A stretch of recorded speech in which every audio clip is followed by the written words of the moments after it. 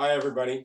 We're continuing our discussion about coaching leadership styles. We're in the third coaching leadership style, and it's called democratic. And in the democratic coaches that you run into, they are more process oriented. The first two, autocratic and dictatorial, are task oriented. The next two, democratic and laissez faire, are much more process oriented. In other words, the process is really important. The goals are important, but the process and how you get to the goal is much more important. An example is the focus is often on the process, and that includes not only as a group, but also the individuals in the group. Educators as a whole tend to be pretty democratic. They want to hear people's voices, they want to hear your opinion, they want to know what you're thinking. We live in a democratic society that obviously has lots and lots of challenges, and we're not saying that it doesn't. And that kind of really lends itself to looking at democratic leadership as a coach. It has a lot of good things about it, but it lends itself to some challenges as well.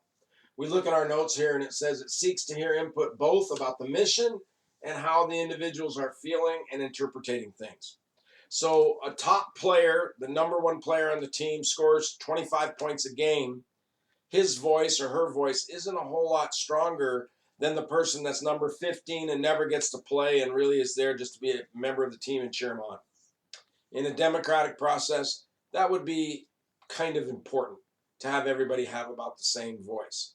And that's really good in a lot of ways. It has a lot of benefits to having people that they have a chance to say what's on their heart or how they perceive things. But it also may limit the kind of outcomes you may have. But in some sports, the outcome isn't necessarily, or in some schools, the outcome is not necessarily the most important thing. The process may be the most important thing. And so they see the process as number three, they see the process as a part of the mission. And I can give you a great example. I've coached in a number of different levels. I've coached at Division One schools where they expect to win. I was a conditioning coach for the Blazers for a couple of years. There's nothing more important than winning in the pros. It's kind of interesting. That's the model you're under, and everybody understands that. And there's kind of a certain personality of people that are there because they're all committed to that same task. Of course, in a situation like Blazers, you're picking up a check and that's your job. On the other hand, I have also coached in schools that it doesn't matter at all. I presently coach at Portland Bible College, and to be frankly honest, how many games I win or lose is not important. They want us to win, they'll support us to win, but they're way more concerned with the process. Are the student athletes that are in this school getting a chance to learn in real life the kinds of things that they will apply their Christian values to later? Are they coming along? Are they being self-reflective? Are they learning new things that stretches their faith and stretches their personality and that sort of thing? Not that it's a bad thing, not that it's lesser than, it's just different. And so a democratic coach that's focused on the process is an effective coach, but he does things differently or she does things differently. The fourth one is they often ask open ended questions, and that allows for discussion and debate. And you liked how my daughter spelled discussion with two S's? That's a unique deal. Nice. So what happens is in a democratic coach, when they ask a question, they would say, well, how do you feel about the Tiger offensive play? And then he would search around and let everybody make a comment on it. Do you like when that thing happens? Do you like to run the play? What is it that you like about the play? Whatever. A dictatorial coach might ask that same question and say, what flaws do you see in this offense? An autocratic coach would say, this is how you run this offense. No questions. So when you're working with people and you get to understand this is going to be really helpful to you as an athlete because really good coaches ask things in a lot of different ways. But if you begin to understand the language and the behavior and the setting, you'll begin to understand what's the best way to move in that and to communicate in that and to be more effective to make the whole process and the team building experience better. So they seek information and they ask open-ended questions. They often follow up with additional questions for clarification. Somebody says, well, I don't like the play.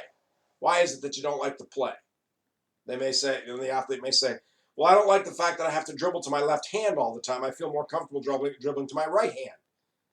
And the coach might say, so would it be better if we flipped it over and ran it to the right side? And they may say, yeah, I'm the point guard. I'd rather run it to the right side. Then the other player that may be the one receiving the ball to shoot it says, but if we run it to that side, then I got to shoot it on the left side of the court, and I'd rather shoot it to the right side. So here's a democratic discussion about how to run a play. The point guard would like to run it to the right side because it puts it in their right hand, but the shooter wants it on the right side, but they're going to have to shoot it on the left side if the point guard runs it to the right side. Now the coach has to make a decision. He may say, well, you're going to have to work on your left hand. Why?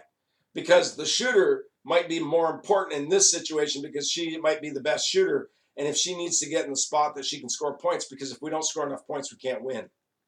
So there's a great example of how a democratic coach might try to ask questions, ask more questions, get more feedback and more input to make a decision that's best for the group. Maybe the point guard says, yeah, you're right. It's better for us to get her the shot because we need the points. So she goes and works harder at dribbling it to the left side. That kind of thing. And so we ought to look here, and we want to look at the phrase because I've been trying to give you a phrase. And what it says here is the phrase, players and coaches have an equal voice in the process. An equal voice in the process. That can work really well in some settings. In some athletic endeavors, maybe City League would be a great example of democratic process. Maybe they have a coach, maybe they don't. Maybe they're coached by a player who still plays a little bit, and they talk about, and they're all experienced players, and they decide which offenses they're going to run and how they're going to do that. That's a democratic process.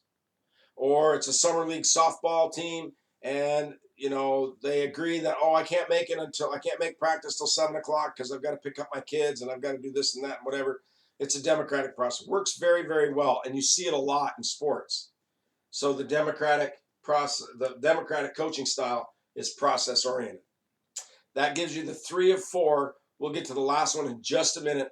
We'll be right back.